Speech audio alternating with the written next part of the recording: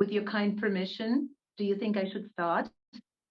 Yes, please. Please do. Thank you. Thank you so much. Thank you so much. We are very privileged, dear Karazin, Vasily Karazin Kharkiv academic community, our dear university friends, our dear guests, our dear visitor, guest lecturer, and our presenter for today. We're deeply honored to have you with us. It's a big privilege.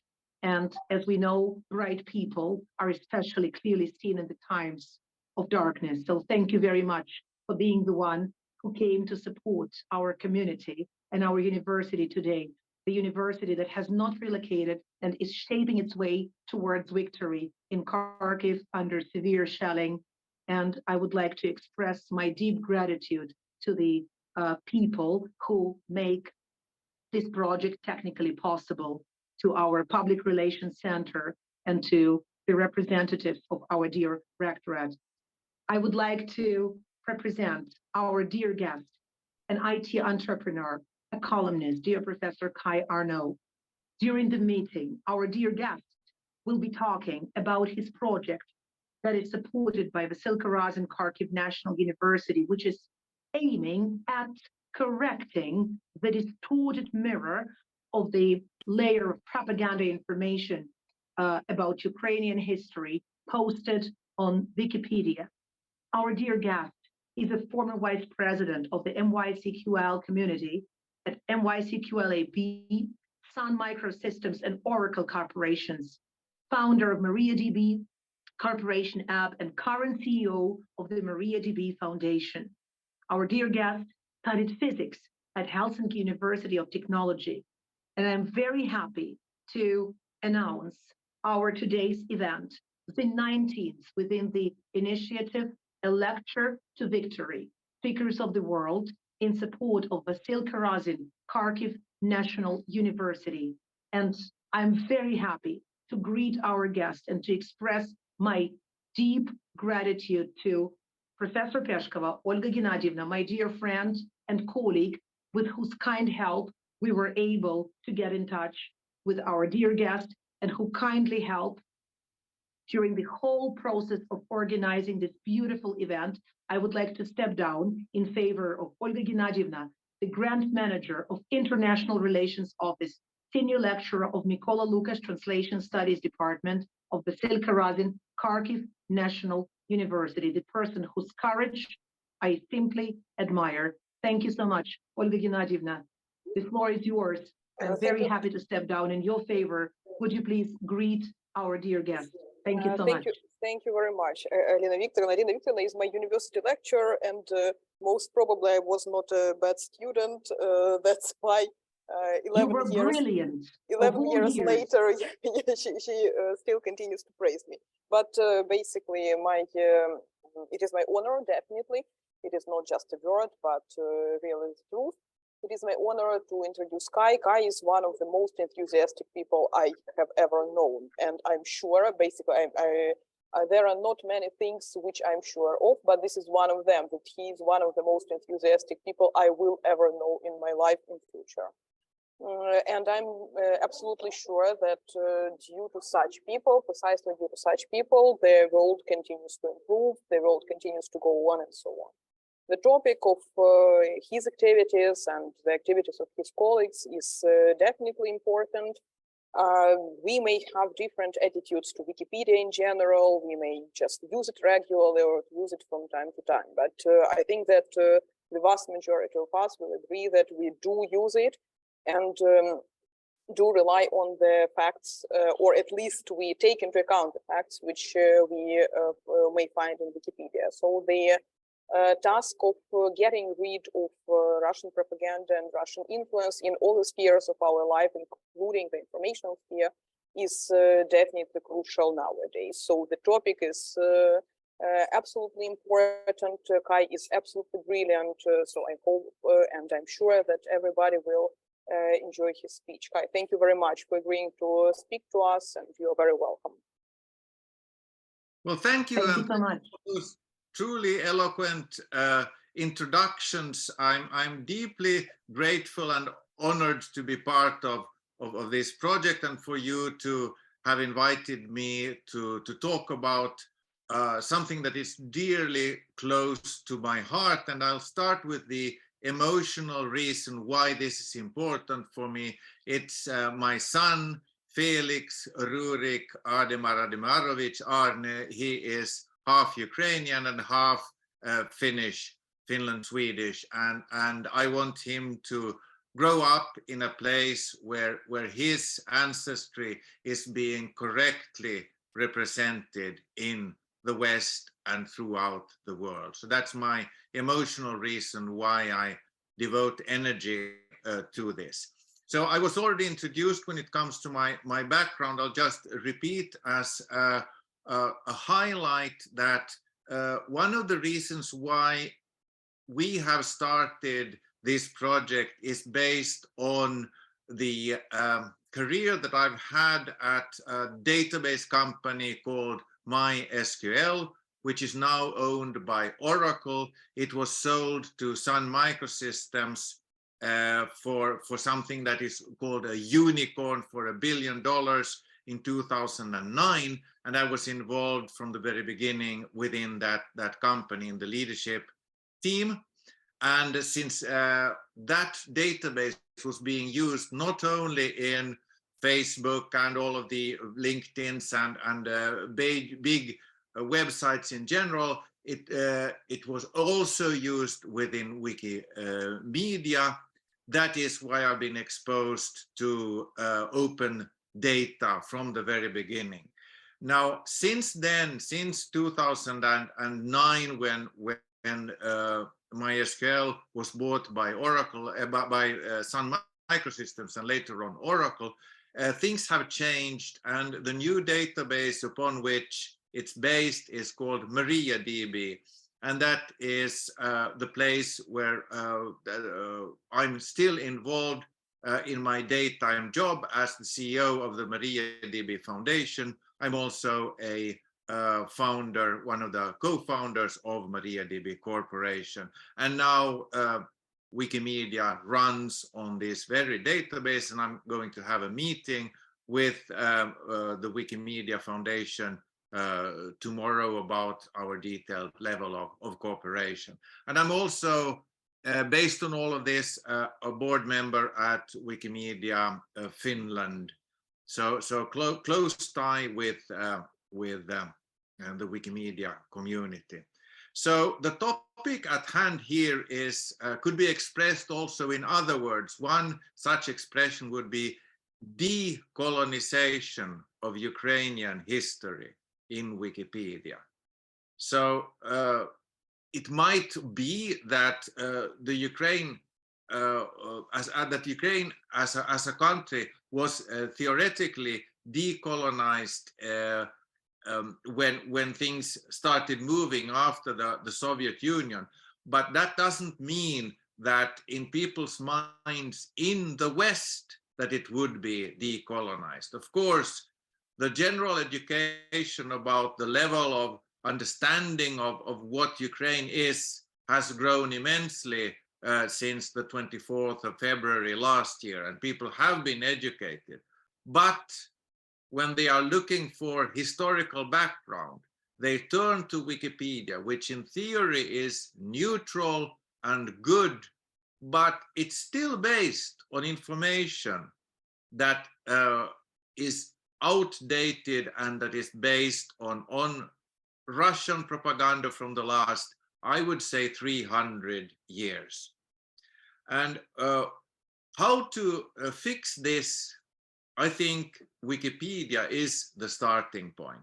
So when people in our country, in Finland, and in my previous country, Germany, and I would say all over the place in the West, when they don't know about something, they turn to Wikipedia. If you are an educated person, the basis for your extending your general education is Wikipedia.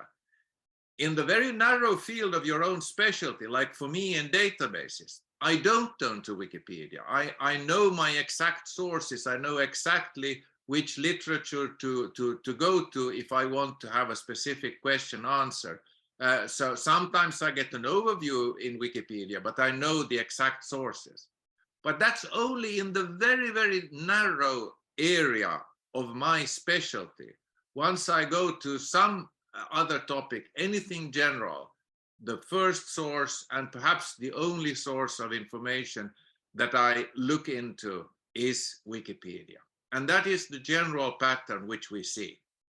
So to start off, the most credible source of information for the educated general public, for the journalists, for the politicians, for basically anybody, is Wikipedia.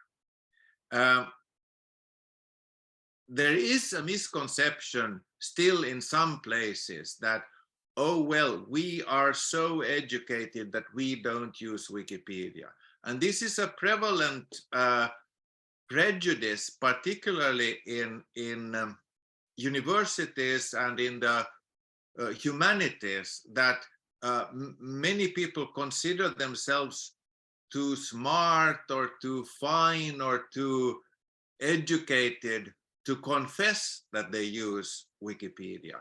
But that has changed a couple of years ago in the West. So the more universities we are talking to in Finland, in Germany, in Sweden, and other places, they do say that they start from Wikipedia, even if they are at a university level.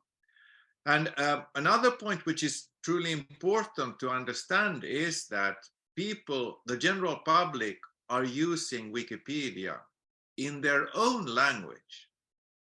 I happen to enjoy reading not just in Swedish, which is my own language, but I do enjoy reading in German and in French and in English. So sometimes I have a staircase of escalation of reading about something. I start in Swedish, the article is usually short, I get the general picture. If I want more detail, I go to German, which I also read. And then I get sometimes a difference between how things are presented in Swedish and in German. And that's an advantage if you're using many languages. But most people are actually focusing only on their own language. Now, you in Kharkiv would probably be able to use 3 languages as a source: Ukrainian, Russian, English. And if you compare the same article in those languages, you will see that it's not the same story that is being told. And that is what we are trying to fix here. So we have done a similar project. So Robert Silén, who is here present with me in this presentation, we have started a project which is called Fredrika. And that's after the first female journalist in Finland, and she's also the wife of our Taras Shevchenko. Our Taras Shevchenko is called Johan Ludwig Runeberg. He was born 10 years before Taras Shevchenko and died 10 years later, but basically a contemporary of Taras. And we chose that this lady as our namesake for our project, and the idea being that she is a symbol of education, a symbol of having a basic understanding of how the world works. And the topic of Projekt Fredrika is a somewhat more peaceful situation than the war that we see going on, to the horror of everybody in Europe. It is about Swedish Finland. So you might not be aware, but much like Switzerland or Belgium, Finland is a country with several languages. So we have Finnish as one national language and Swedish as another national language. And sometimes the information about Swedish Finland is missing, is lacking, or is not representative. And that is what we set out to fix. And that is what we have been fixing for the past 3-4 years, and achieved great success in getting it to be portrayed in a correct way in Swedish and other languages. In Swedish, Finnish, English, German, and a number of other languages. We've done edits in a total of 40 languages about Finland.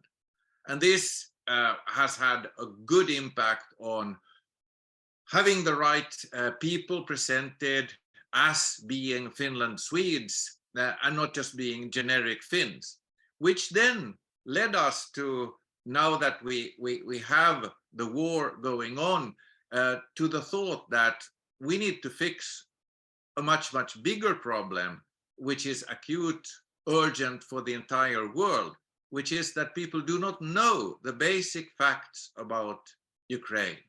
And that is how we decided to start Projekt Kateryna. And Kateryna, the name there, we picked it because there are plenty of man names anywhere out there. So we'll let us continue with the tradition from Fredrika. And of course, this is the painting by Taras Shevchenko, which is why we picked the name Federica Kateryna. So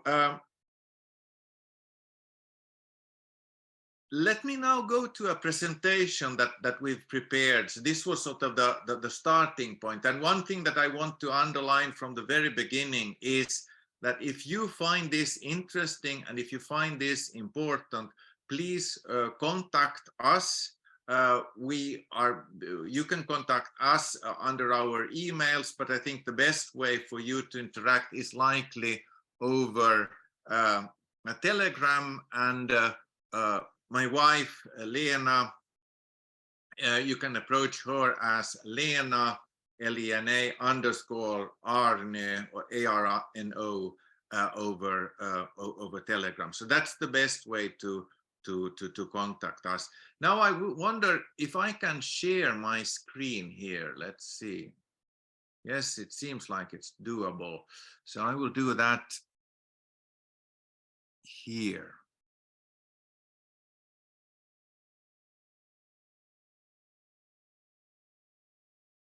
Can I have somebody say whether you see my screen now?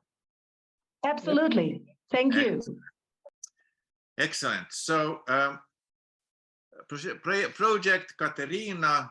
Yeah, by the way, we used this fun spelling here for a reason. So project in English is of course spelled with a C.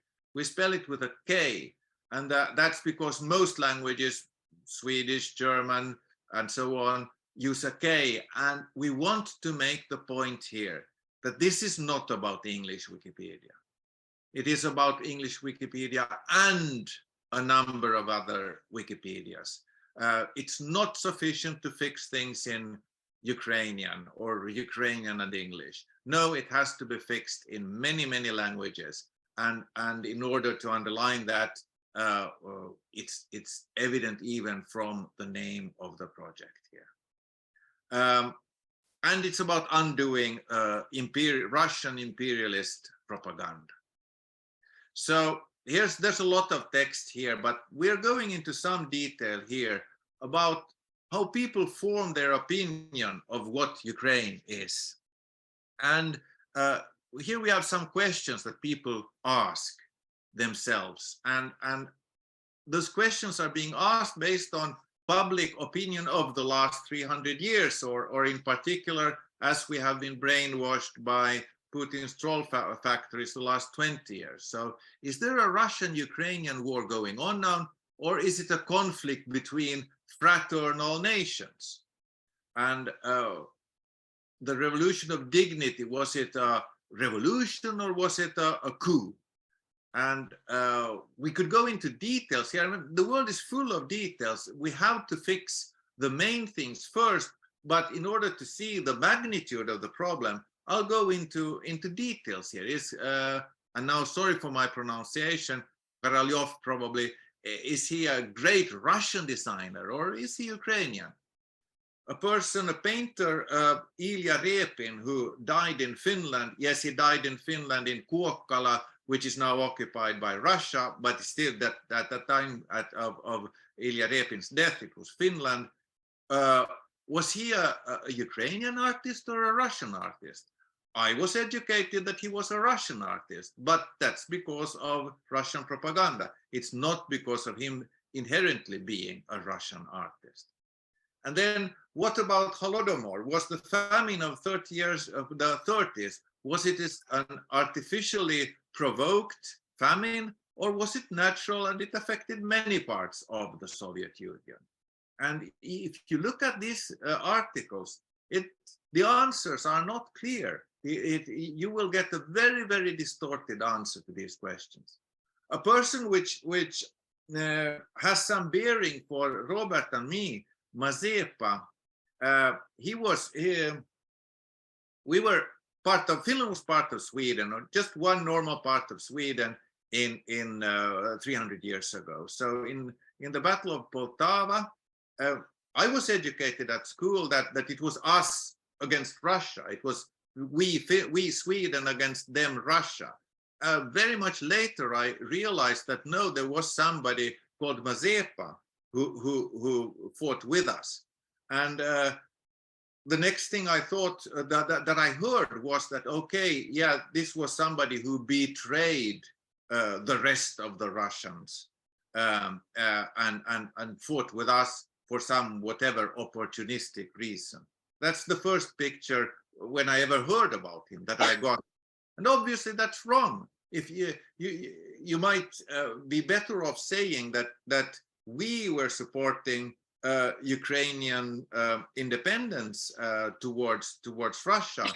That's another possible view of things if you want to be neutral. So Mazepa might have wanted a better future for his native land and saw Charles the 12th of Sweden as an ally against Peter Pervoja.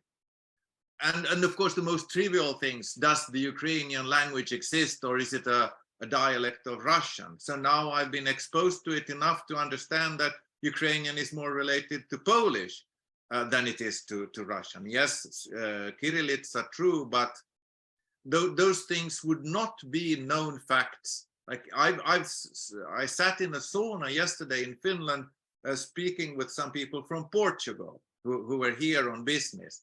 And we spoke about Ukraine and something about language because they were speaking Italian and Portuguese. And I said that, well, did you know that Ukrainian is more related to Polish than it is to Russian? And they had no clue whatsoever. They were curious and they were interested, but they have been educated in a world where it's sort of a dialect and it doesn't really matter. Why bother? It's just a dialect of Russian. And so does Ukraine have its own history as a state, or is the Ukrainian history an invention by Ukrainian historians just to fight other Slavic people such as Russia?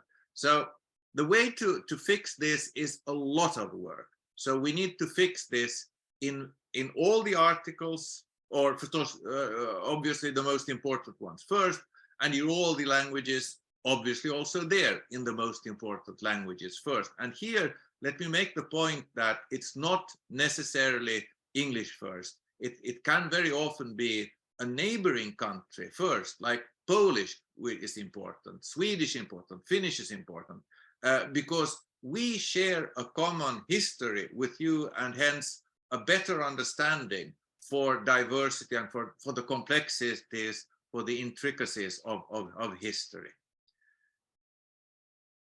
So we have here a couple of screenshots about La Révolution de la Dignité, Revolution of Dignity, and the Ukrainian vallankumous, which would be in French, English, and Finnish.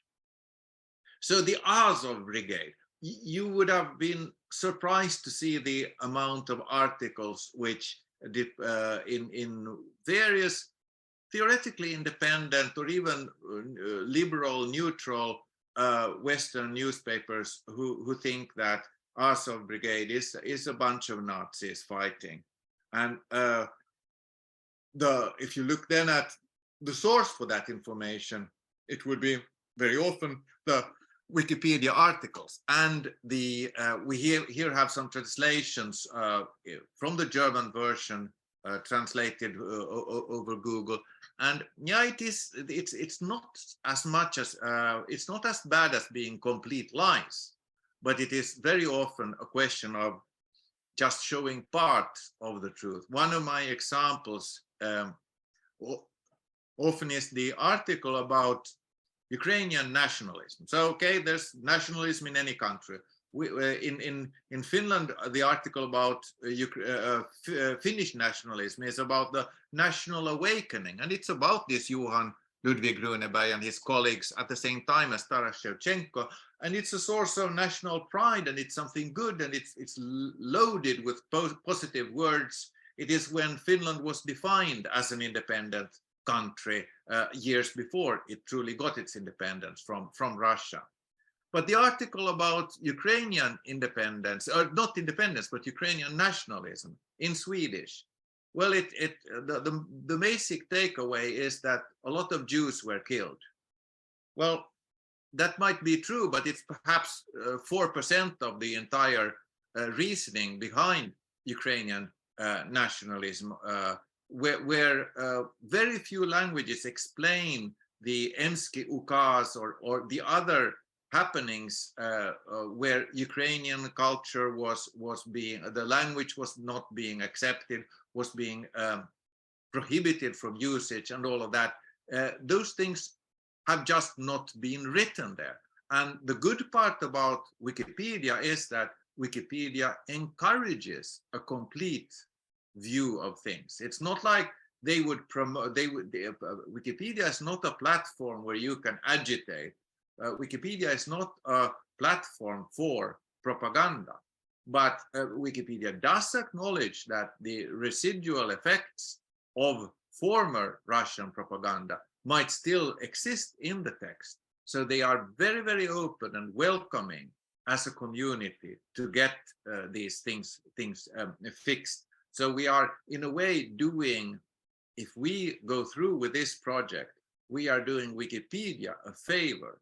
It's not the other way around, that Wikipedia is doing the people of Ukraine, the country of Ukraine, the language of Ukrainian a favor. No, that's a self-evident thing. It is the basic value of Wikipedia to give a neutral point of view. And if you talk about Mazepa, well, yes, there can be a section about Mazepa betraying Peter I, because that's what some people think he did. But there also then is another equally big or bigger section based on what the actual facts are about Mazepa's views related to guaranteeing a better future for his country. And there's historical evidence for this, which brings me to the topic of sources. So Wikipedia is not a place where you can write your own opinions. And it's not enough that you're writing facts. You have to cite sources. So that is why Wikipedia converges towards very high quality, because it welcomes not just a neutral point of view, it requires sources. So I cannot just claim that Mazepa did something, or I cannot just write as a claim that Mazepa fought for Ukraine's independence from Russia. No, that's actually a wrong wording. But there are exact wordings in academic literature, and by quoting that either from a book or a web page, it's allowed and encouraged to write such a thing into the article. Yeah, and Mazepa, I was already discussing here about the German version here saying that, well, he just changed sides. Okay, it's like an unreliable guy. Mazepa seems to be jumping to conclusions, but if you then look at the Ukrainian version, which is in this case the best researched one, it's about a union with the Kingdom of Sweden, and there's a long description here of the process by which Mazepa negotiated with Charles the 12th and all of that, and what how he based this upon the opinions of his subordinates and all of that. And none of that is being written into German. It has to be. So we have a distorted reality that we need to correct. And all of the points in this slide, I think I've already made. And perhaps I would say that the reasoning here why we have such a problem is that at the time that Wikipedia was written, the history in Western European books about Ukraine were written from a Russian perspective. So the sources of many Wikipedia articles in German, French, Swedish, and so on, they are translated from the Russian article because the Ukrainian didn't exist, or because the Ukrainian one is too complicated to understand because nobody understood Ukrainian or whatnot. Whatever the reasons are, the end outcome is that the Russian version is the one that is being used as the base for the Western European articles. I have an explanation also for the German general attitude about Ukraine, what it was until the 24th of February last year. And I think every single language in Europe has a different reason for how they have come to the view that they have at this point in time. But let me use German as an example. So Germany, I think, is a great country when it comes to understanding how evil they were in general during 1933 to 45. And basically every sane German citizen is ashamed of what Germany did from 33 to 45.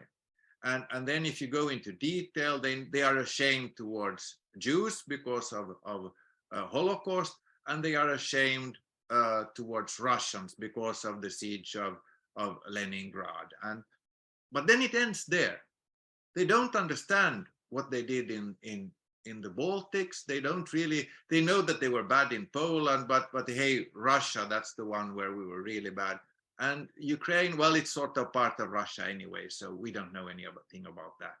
And and that's, I'd like to defend the Germans by saying that, yes, it's good that they understand how bad they were towards the Jews, and it's good that they understand that they were bad against the Russians.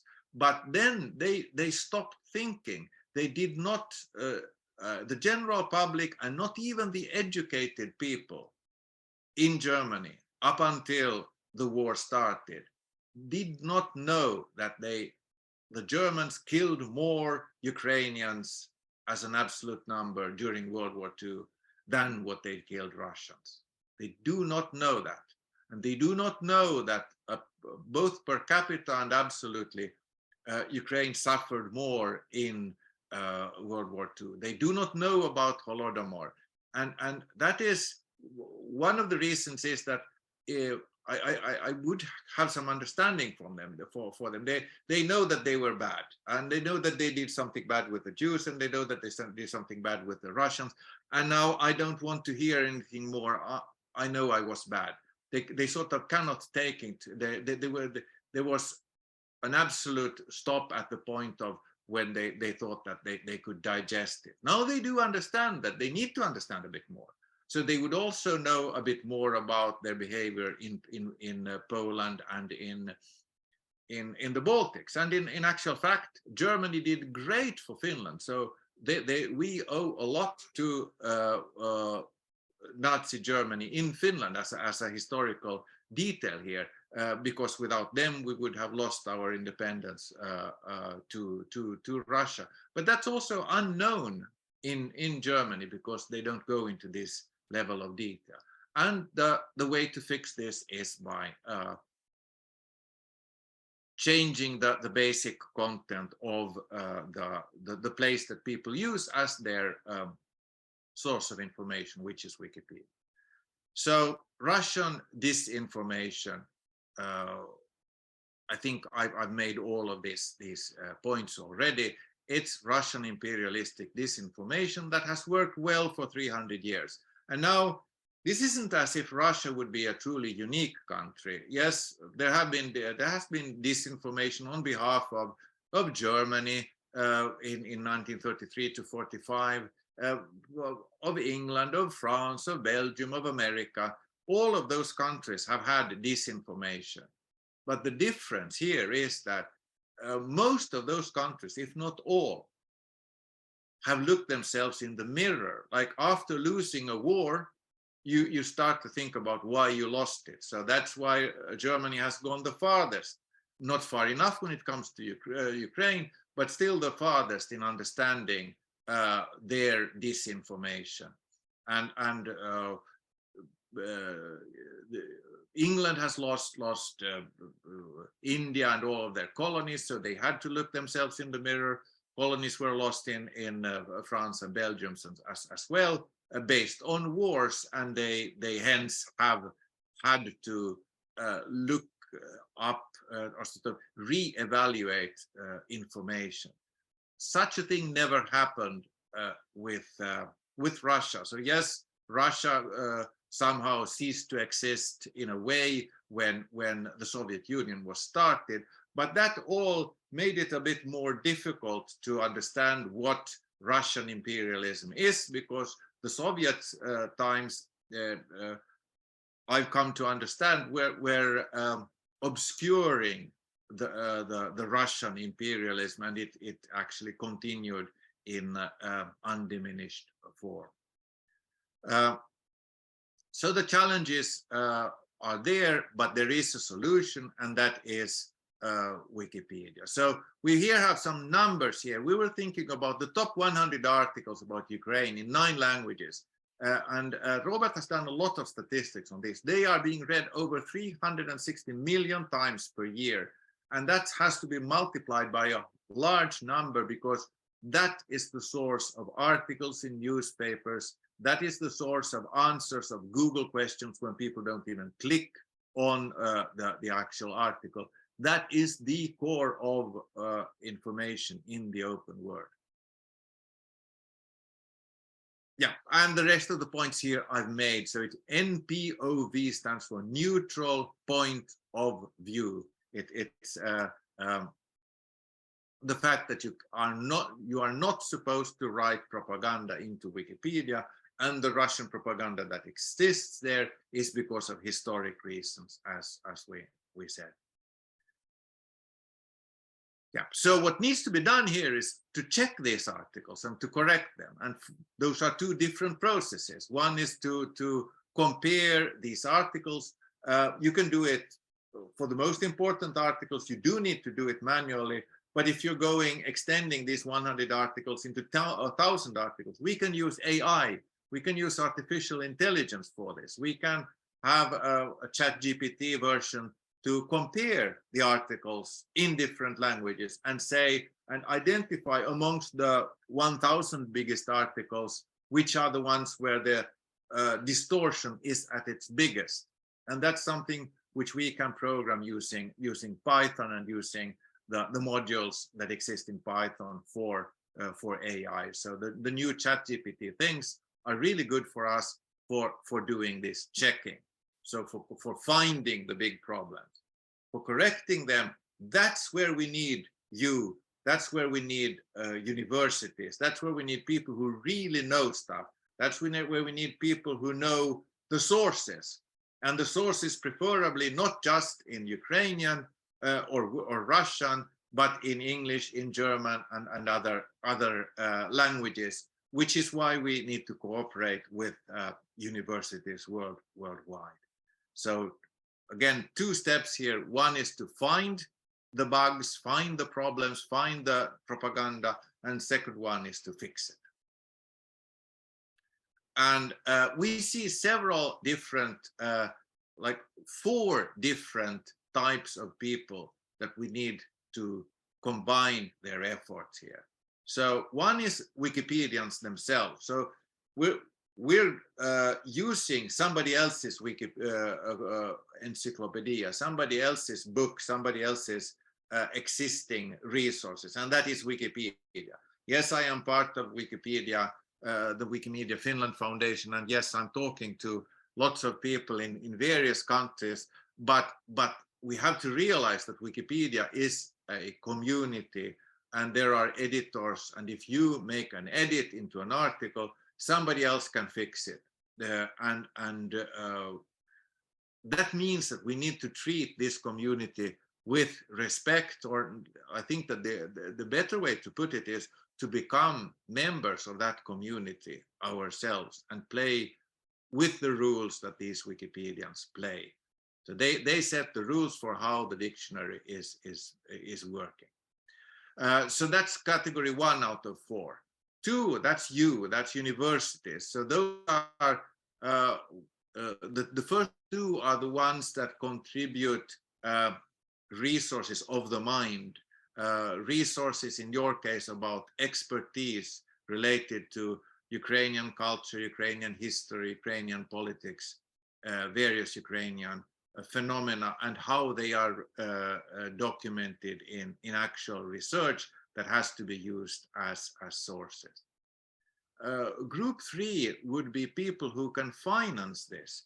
So Wikipedia is a group of volunteers, and they actually have strict rules for people who come and work for money to change Wikipedia.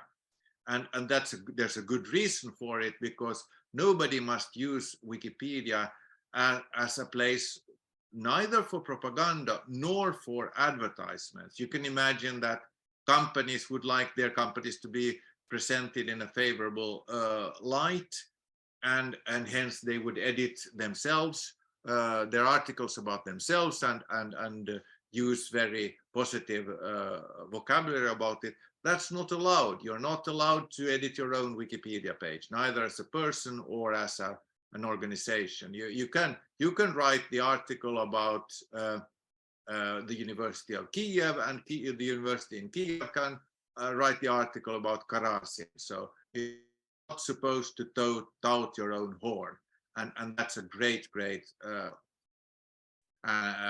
So those would be the 2 categories that I already mentioned. But if you are to correct lots of information, which is important and which is absolutely necessary for Kateryna, then you need people who work full time on it. They need food on the table, and they need to feed their families, and somebody has to pay their salaries.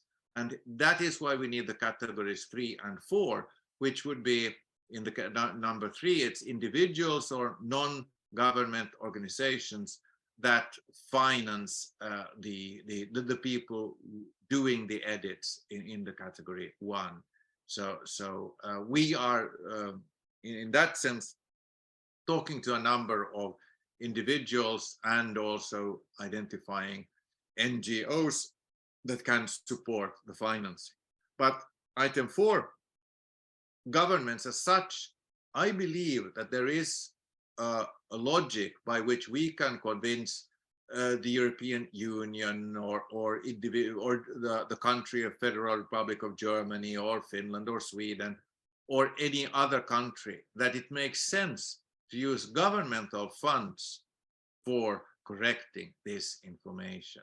And the reason I think that is that, well, so many European countries have spent billions and billions of euros on military aid to Ukraine, and that's great.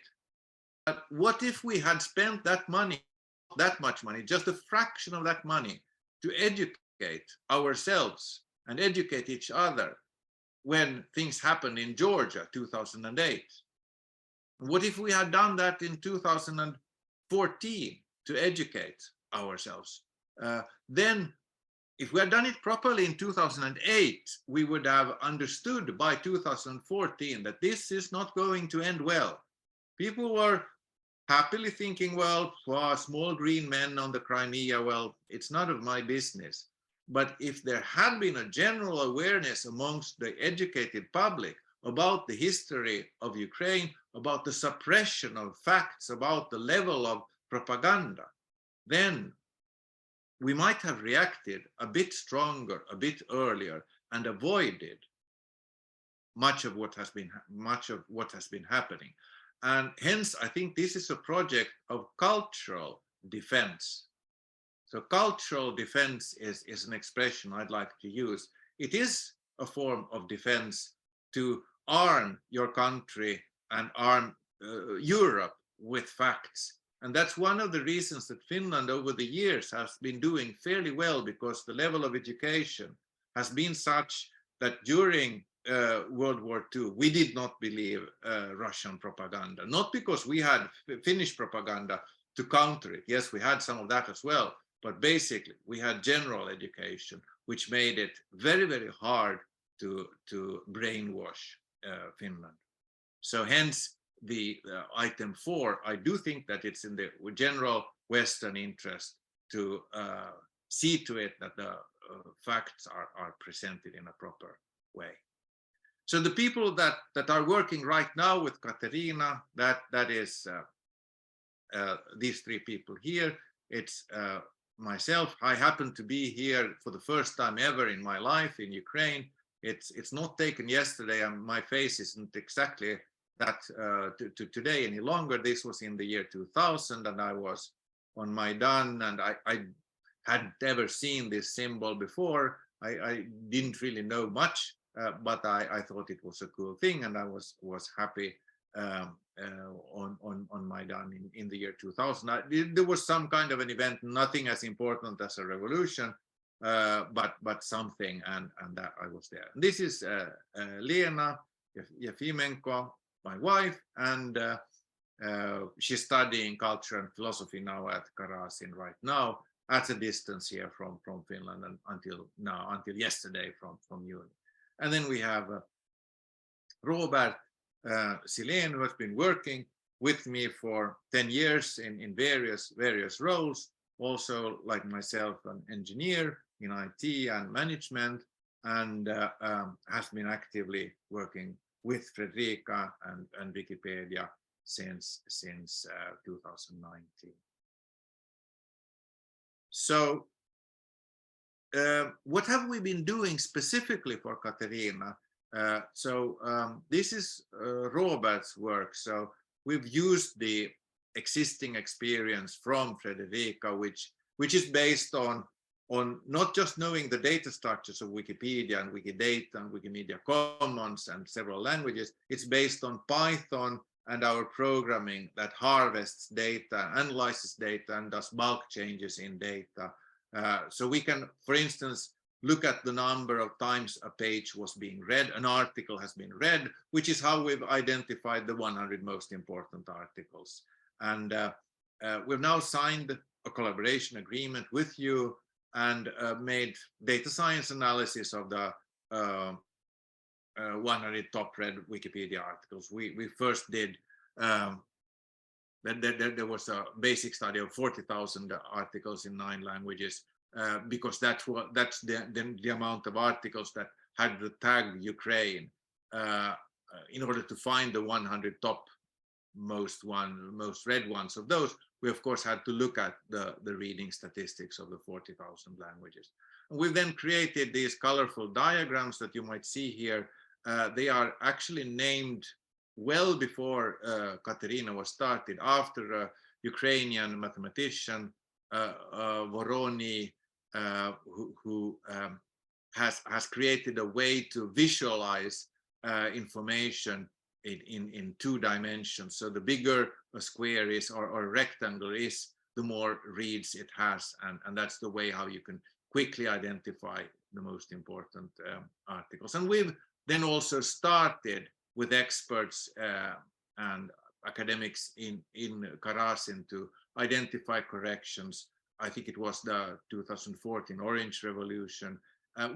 Somebody said that we should start with looking at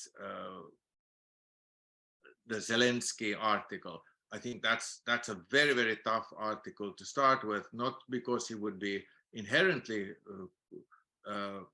controversial or anything, but an article about a living human being is amongst the most difficult things to edit in Wikipedia. in particular if it is a president, and hence we started with something a bit more distant in history, not as distant as Mazepa or Stepan Bandera or anything, but still 2014. And we get all kinds of analysis here in detail with various languages, and we can order it in various forms and all of that. So we do get statistics in detail for people to look at. So now the process looking onwards from now is to choose articles to improve. We have the top 100 list, to read the article in the languages that you know, which is likely for most of you, these three languages, Ukrainian, Russian, or English, but you could read it in any language with Google Translate, and that's already super helpful. And then the article needs to be improved to a good level in one language, and you can pick which one it is. You have to create a username. We can help you with all of that. You can edit and publish one section of the article at a time. You need to earn a reputation. All of those things are stuff that we have lots of experience training people to become Wikipedians. And again, here underlining the need for references, citations. You cannot just write stuff. You have to say what the source is.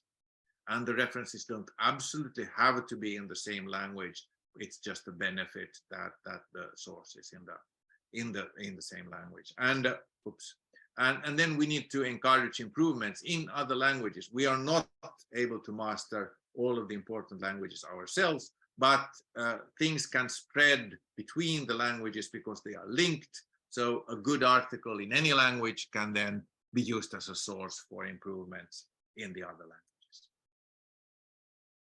And we have a project page here. It's not yet published in the overall space. It's in the so-called sandbox of Robert here. So that's basically what I wanted to share with you right now. This was a lot of stuff, and now back to you. I'm open for any kinds of questions and comments. So thank you.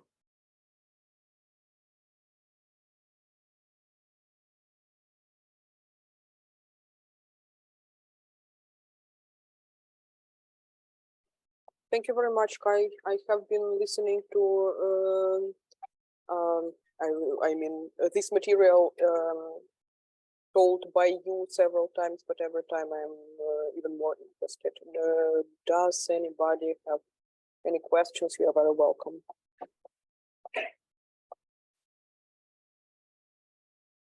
Okay, Daria, you're welcome. Hello, I actually have some discussion. There's actually a problem with the Wikipedia page of Vasily Karazin, the founder of our university. In Ukrainian Wikipedia, he is obviously listed as Ukrainian, as he was born in Ukraine. But in English Wikipedia, he's listed as Russian Enlightenment figure. And all the other proper names, especially the names of Ukrainian cities, are written in Russian transliteration instead of Ukrainian in his page. And as I figured, the creator of the page is Russians themselves. They keep on doing the changes done by many Ukrainians and saying that the provided facts are historically inaccurate and just pushing our own narrative. So my question is, do you have any thoughts on what to do in this situation? Is there a way to solve this, to find some compromise? What to do? Yeah, so very, very good question, and a typical thing here. So I will answer your specific question, and but I will first explain a background thing that Robert and I experienced in Swedish with people who are not really against Ukraine or pro-Russia at all, so that you understand that the setting here. So we were looking at articles vaguely related to Ukraine. They were about people, engineers in Finland. One of them was the founder of the harbor of Mariupol, and the other one was head of the Russian railways at the point in time when in 1888, there was an assassination attempt against Alexander III, and that was 43 kilometers outside of Kharkiv, Borki or Virki or something. I've forgotten the place. And based on that, there were place names again, like Borki, I think is the Russian version, and Virki, the Ukrainian. And we did some edits, and somebody contacted us and said, hey, what about the place names in general in Swedish? Why are you using the Russian transliteration for it? And we were thinking, yeah, why are we? Well, probably we shouldn't. Yeah, let's fix it. So we started fixing them. One fix did not work, and that was the fix of Odessa. So Odessa has always been spelled with 2 S in Swedish. And the correct Ukrainian transliteration of Odessa is Odessa, in Sweden, the transliteration into Swedish is Odessa with 1 S. And we changed it, and then it was quickly undone by somebody. But that was not by some Russian imperialist. It was by somebody who said that, well, we've had this discussion half a year ago, and we spell Kiev K-I-E-V, and we've done that in Swedish since time immemorial. And actually, the Swedish spelling of Kiev is not a Russian transliteration, because the proper Russian transliteration of Kiev would also be something different. And the end outcome there was that from a transliteration perspective, we have some established names of Ukrainian places where we are not using standard Ukrainian transliteration.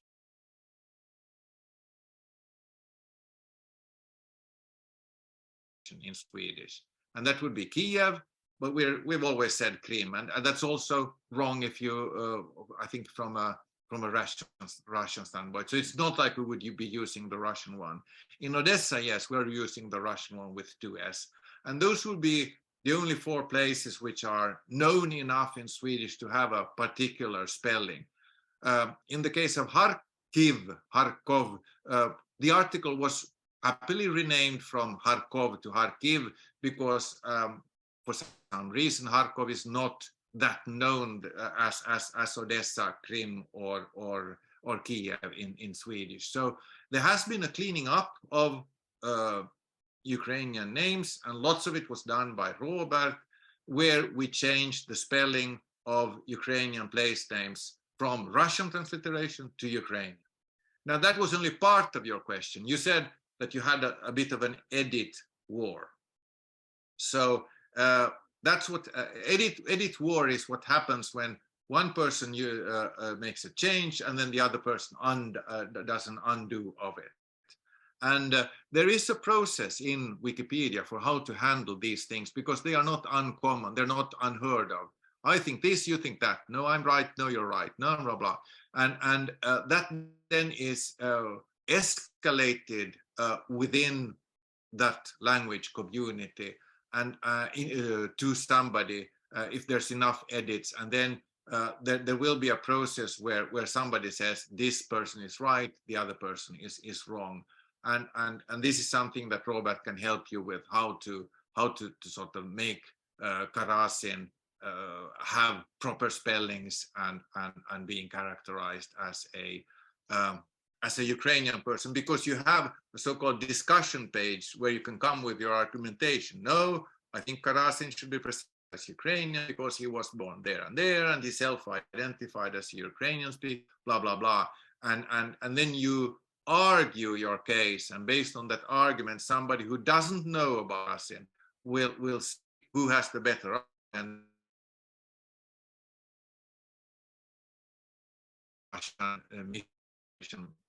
I'm talking now about the Kateryna project. So that's a typical information war that has sometimes to be, because there are very, very opinionated people who will do exactly the things that you were talking about.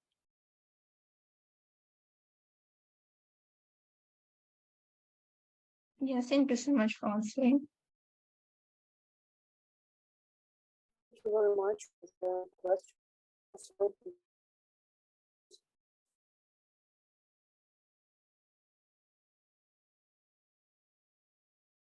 no, then maybe we can thank Kai once more. Thank you very much.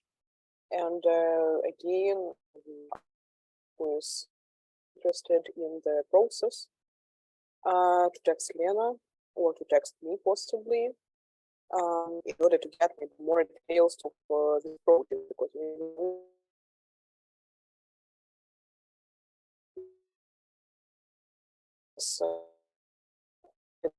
we still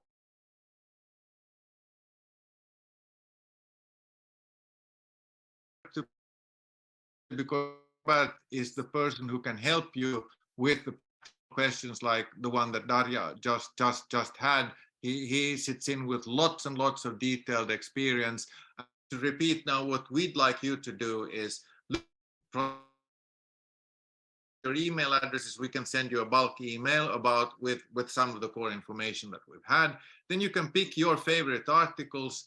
We can assign articles, but it's always a benefit to personally keep some article that you're going to work with first and do some edits and learn and just try, and we can organize together with you or for you. We can organize events where we over Zoom explain exactly how to do.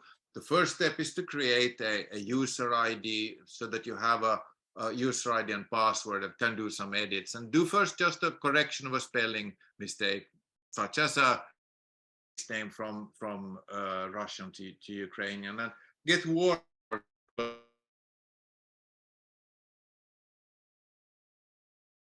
yourself and share, like show your screen. Hey, hi there.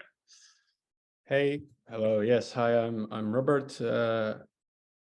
Thank you, Kai, and thank you everybody for have turned up and listened to this. And yes, indeed, if you have similar questions to the one about Karazin and would like to start working on these types of things, please do contact us, and so we can get the ball rolling on this project. It would be very good to see some tangible results. Thank you, Robert. You are very welcome. Take part. If no questions and no other suggestions, we can finish for today. Thank you all, and thank you everybody for listening in, and happy to work with you onwards from now on this. Thanks. Thank you very much.